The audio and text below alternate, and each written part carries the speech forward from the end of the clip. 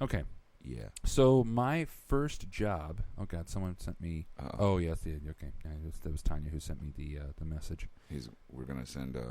Wasn't a picture of her mammular glands or anything, by the way. There was every picture of her is pretty much a picture of mammular glands.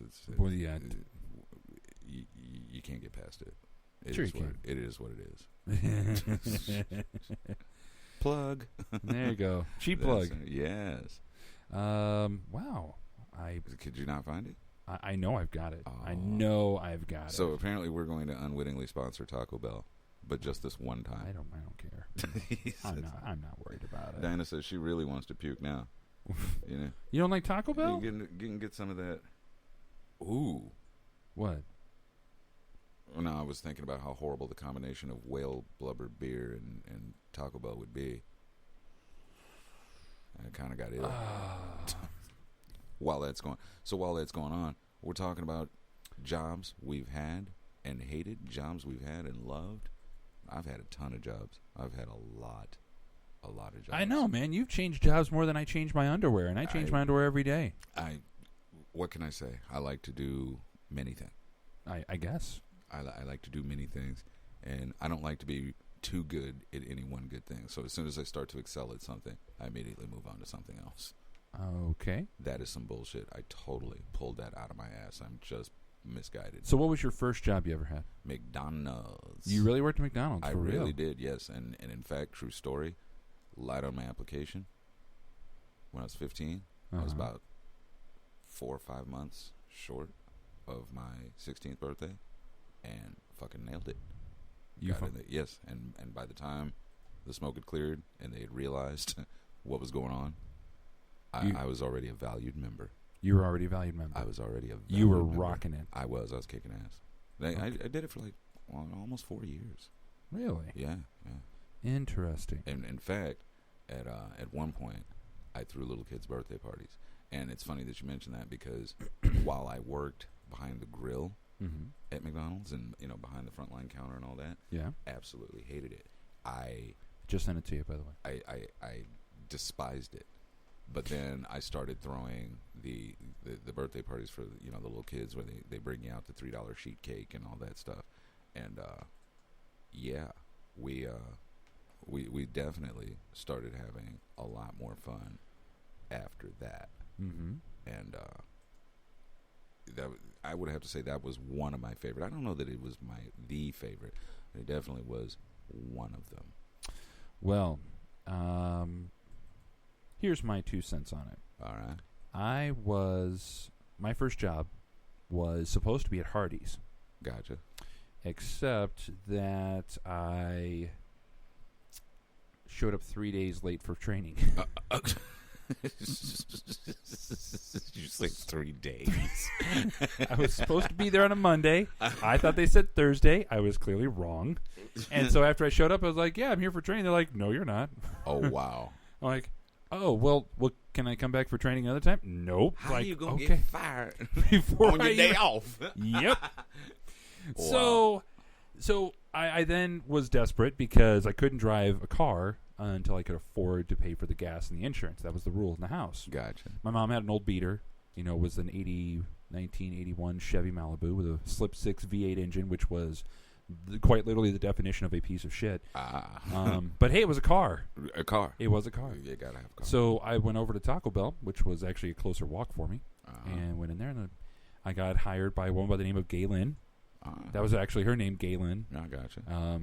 Which I for the longest time I wasn't sure if she was actually just gay and her name was Lynn, Wow. or if her name was Galen and I found it was actually Galen because it was spelled. You thought she had labeled. I don't know. So anybody seen Lynn? Yeah. Regular Lynn or gay Lynn? Because she spelled her name Gaylynn. That's what threw me. Was it all one word? Yes. Okay, well that's a name. Well, I didn't know any better. That's not a title. I was a dumb 16-year-old. What did I know? What did I know? So anyway, so I worked there. Now, when I first got there, I started in the front, and then I went to the drive-thru because I was very proficient with slinging tacos. And so the thing is, during the weekends, I actually worked the overnight shift because before Taco Bell launched breakfast nationwide, they offered it locally in different big markets, and we happened to be one of them. So I actually work from 9 p.m. to 5 a.m. on Fridays and Saturday nights. And the creep factor, once you get to like midnight to 3, is off the fucking charts. Like, you've got clearly drunk motherfuckers that should never drive, ever. I'm talking like when they're sober, they should never drive. We got police officers coming in, or coming through the drive-thru because they got free food. Oh yeah. And you know what ruined it? Oh yeah, that's me. Yeah. Yep. So you know what ruined it, because we used to give police officers free food. They decided to order like 60 tacos. And you know what they did? They gave it to the fucking inmates. What? Yeah. So once upper management heard about that, they're like, "Fuck the cops! Oh, fuck the police, man!" So we gave them a 50% discount instead. Oh. But yeah, they ruined it. They totally ruined it. Oh. So anyway, Bastard face. But I really did enjoy. I really did enjoy working there because I had really cool managers who did really cool shit, and let us take home food. I'm talking about you, Sue. I know you're not listening, but I love you, Sue. So. Plus, Sue was a MILF. She was like 35, 36. She had red hair, and she was my kind of like short height that I dig. Oh yeah, I would have bent her over the countertop and had my way with her if her husband wouldn't have kicked the shit out of me. Oh, haven't you learned your lesson last week? No. My wife's not listening this week. Or any week. Or any other week from now on. Ever again. Never again. Have you got that audio queued up? I do. I was doing a little fun with audio back at the old radio station, so I decided to record this to show my love for Taco Bell breakfast. Taco Bell. You wake up, your stomach growls, you're hungry. What do? You go to Taco Bell. What do you get? Fluffy eggs, melted cheese, crispy bacon, spicy sausage, and golden hash browns. Delicious. Don't get an ordinary breakfast. Get an extraordinary breakfast. Taco Bell. Leave mas. There I was. Wow, look at you. That's I just want to cheer you on. That was awesome. You like that? I'm gonna give you that. All right. Yeah. Thank you. I should submit it. I should find a way to submit it to Taco Bell. You should. Thank you. Taco Bell, if you would like Andrew Grass to be your official spokesman, you can contact us here at the Zero G Network. We promise that Andrew is a whole lot better than what we have him doing. Give us a call on the What It Is phone lines at 732-474-7393. So just a quick reminder about our sponsors. We've got Mindy Pluma of All-Star Dodge Chrysler Jeep Ram at 314-288-5393. Picture Perfect Photography at 618-593-5559. Mariah Clevenger. And, of course, last and certainly least, Free Smith at 0 Degree Entertainment at 732-474-7393. Yes. So how about we skip the sports report? Diana says Yes. that your Taco Bell commercial sounds like Antonio Banderas. Antonio Banderas, the sexiest man alive. Which I would find flattering because I do find flattering. Antonio Banderas, he can pull some bad chicks. Although he got stuck with what's her face. Right. However, reading the comment and then given the sort of it feels like diet racism. Diet racism? Diet racism. You've never... Yeah, you've said it before, but I've never quite understood it before. You just have to Google it. Okay. You just Google it. It's just on YouTube. Diet racism. Diet racism. I'll look into that. Yes. So how about we... you said something about skipping the sports report. And yeah, I think we should do that. You don't think we can abbreviate it, maybe? Well, I figure we'll talk about it next week. I guess in 2 weeks because, the Blues lost. Okay. They're out of the playoffs. Oh, yeah, that's what I heard. There's your big summary there. They're out. The Blues got the Blues. The Cardinals are still hovering right around 500. They're still scoring a lot of runs. They're still allowing too many. And so they're 2 games above 500 as of yesterday. There's your sports report. Oh, wow. There it is. We'll talk more about the Blues roster and what should happen and what I think will happen in about 2 weeks. Because next week I'm going to be at the Cardinals game because that is clearly more important than doing fucking radio with you guys. Right. Especially since I don't have to pay for the tickets. They're paid for by my company. And then Phil and Ed will be back from their camping trip. And yes. And they will tell me about their camping trip. Dude, look at your security monitor. Wait, where is it? The big dude. How can you not see that? It's got the big truck with the monster truck tires, and it says "Pussy Snatcher" on it. Okay, that's got to be Ruther.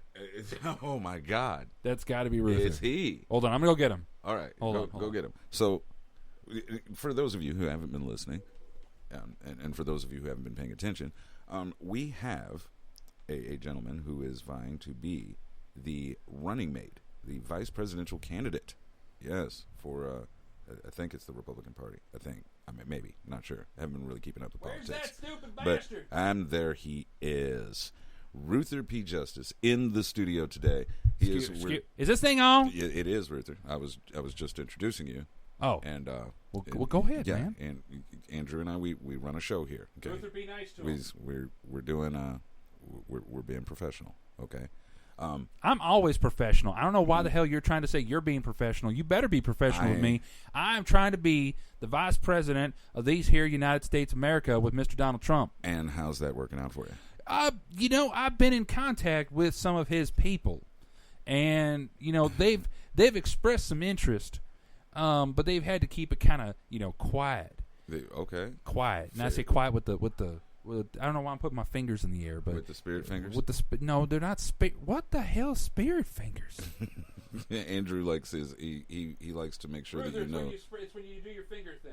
It's the What difference. the hell are you talking about, fat boy? It's the difference between jazz hands and spirit fingers. What the fuck is a jazz hand? It's a jazz hand. It's like this. You Oh. do it and you shake it. What are you, gay or something? Wow, that's hurtful, Ruther. Well, when you wave your hands like that, you look a little fruity. That's no, Ruther. I want to ask you a question. Okay. With you wanting to represent these United States of America. No, these here. Oh, okay, my bad. Sorry. These here United States of America. Wouldn't you believe that perhaps a fair bit of compassion and empathy on your part may serve your campaign a little more? Why? Well, I mean, you're wanting to represent the American constituents. The good ones. Well, I don't think you get to make the division. Yeah, I do. No. It's called majority rules. There are more white people than there are blacks and Hispanics and Mexicans and Asian folks. Now, which room did you do this count in? At the Legionnaire office, like down in southern Missouri, man, out of Sullivan. Okay. The pool from which you sampled may have been a little tainted. You may want to rerun your numbers. I'm just gonna have to disagree with you. I think you're just pulling up like funny Reaganomics numbers or something, where you're counting all this crazy whatever. Gotcha. Yeah. Okay, so Listen, there's like 2/3 white people in this country. It's like 66%. I know you're not good with numbers. I've heard this god awful fucking show before. So you're a fan. Not really. I'm more of a fan of Andrew, although, there are times when he looks at me kind of funny. I want to slap his fat ass to the ground so hard that fat comes out of his ass. Andrew, you're not going to take that shit from Shut the this. fuck up, Okay, Ruther. Be yeah, nice. that's okay. So Ruther, moving forward, Yeah. you're vying for the vice presidential candidacy. Yeah, that's right. Because Donald Trump officially clinched the Republican nomination. Yes, unfortunately. No, Yes, that's America- totally fortunate. America died inside. He's going to of it. make America great again. No. Like back in the 50s, No. before like civil rights. See, Ruther, I have this feeling like your views and your outlooks on things are going to damage your campaign. I doubt that. Listen, I learned good education from my granddaddy and my pappy. okay, what kind of financial funding do you have backing you on this campaign? As a citizen, it's my right to ask, right? No. No. I'm It's- pretty sure it is. You have no right to ask me any questions. I am allowing you to ask me certain questions until you piss me off enough that I jump on this chair. I can't even talk because you have me so upset right now, you stupid black bastard. See, Okay. I'm allowing you to ask me questions. I'm allowing you to answer them. As you should. There we go. Okay, so I am part of the majority. let me ask you a question. That's right. You represent every douchebag in this room. Now, why do you feel that Donald Trump is the fit for America? Because everything that's got his name on it just turns to gold.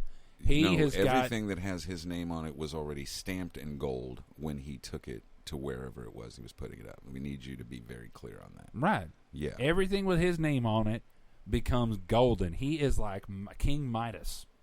He was